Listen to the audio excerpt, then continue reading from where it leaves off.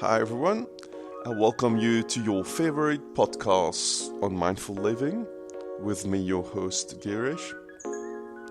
So today, what are we going to do? Today we're going to look at the most important aspect of your life. The one thing you need to develop throughout your whole life. The one thing you need if you want to achieve anything professionally, personally, anything you want to achieve. Whether you're an artist, whether you're a musician, whether you're a teacher, whether you run a business, you need that one thing without which you will feel incomplete. So what is it? Is it your qualification? Is it your skill? Is it your body language? Is it the title you've got at work? No, none of them. What it is to me is your self-confidence. So what we're going to do today is we're going to look at ways. We're going to look at ways we can boost our self-confidence. So what are the things we can do to boost our confidence? Number one is you need to stop comparing yourself to others. You see, when you compare yourself to others, what happens is you start to experience something we call envy. And as you experience envy, you feel worse, you feel bad about yourself, and it becomes a vicious cycle. Okay? So what you can do, my friend, is every time in your head, when you're actually starting to compare yourself to others, just be aware of it. And when it actually starts in your head, you just stop it. Okay? These things will come to your mind, but it's your choice. It's always your choice whether you want to action on whatever is coming to your head or not. So number one is stopping to compare to others.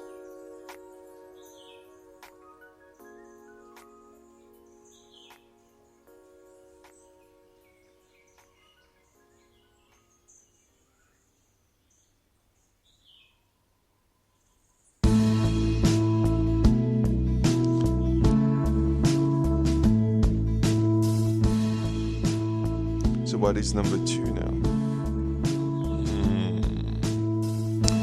Number two would be about you being happy. Will be about you doing a physical activity. It will be about you taking care of your body, taking care of your mind, and taking care of your own image. Okay, the way it is in your head and the way it is physically. All right. I mean, when I do some reading and I look at some research, there was one which was published by the Disease and Treatment Fund, and it actually mentioned that people who improve their body image through exercise, through dieting, or through healthy living actually felt more confident, they felt more happy, and they were able to take care of themselves. Okay, so your health should be a priority, all right? Number three would be about self-compassion. It will be about how you interpret a setback, okay? When you don't succeed in something, how do you feel? Okay, how do you cope with the setback? A lot of the times we say things like, I'm stupid, I ruin everything. Is that a good thing? Once again, I'll point you to a research done in 2009, published by the Journal of Personality, all right? And it mentioned that self-compassion contributed to more consistent confidence. All right? So you need to rewire yourself by saying that no one is perfect, okay? And actually, when you mess up, which everyone does, I do it, you do it, everyone does it, you think, and you say to yourself that, everyone messes up sometimes. Okay, it's better to say these things to you rather than saying, I'm stupid, I ruin everything, I'm not good enough. Others are able to do it, I'm not able to do it. So the dialogue you have with yourself has to change, and self-compassion is very important. The next one will be number 4, that's embracing self-doubt. Okay, we all doubt ourselves. Every time we do something new, we're going to doubt ourselves. But what needs to happen is you need to realize that you gain confidence not by pondering about something you want to do, not by over planning something you want to launch with your friend, with your mates. What needs to happen is the best way to gain confidence is actually by doing it. So if you're afraid that you're going to embarrass yourself or mess up, try it anyway. Just do it. And I'm not just telling you to just do it without planning that. You prep, you do. Do it full of confidence. If things don't work out, you're learning. It's better to execute, to do, rather than staying on the sidelines and ponder, okay, I'm going to do this, I'm going to do that. And what amuses me is actually people looking at what others are doing and saying, he should have done this, she should have done that. That's such a waste of time and your brain power. Actually, just go there, do something you want to do. Okay, don't be waiting. If you want to be 100% sure before executing, it's never going to happen. So what needs to happen is you need to take action and learn. As you learn, you'll be more confident, and just do.